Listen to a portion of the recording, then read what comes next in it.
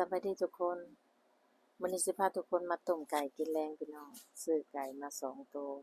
ก็เลยสิมาต้มใส่ใบมะขามอ่อนแบบแซ่บๆเนาะพี่น้องเนาะเฮ็ดมันสมจักหน่อยเพราะว่าใบมะขามอ่อนเอื้อยในเฮือนนี่หมู่เพิ่นเอาให้นำฮ้อกระพดแล้วบัด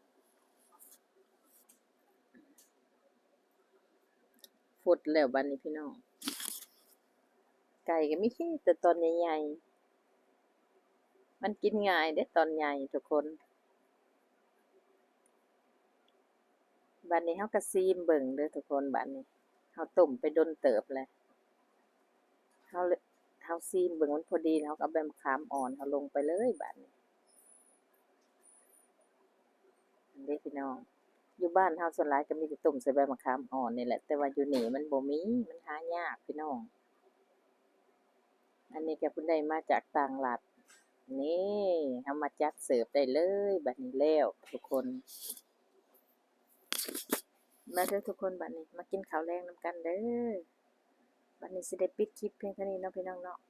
พบกันใหม่คลิปหน้าสำหรับมื้อนี้ขอกล่าวคำว่าสบายดีทุกคนบาย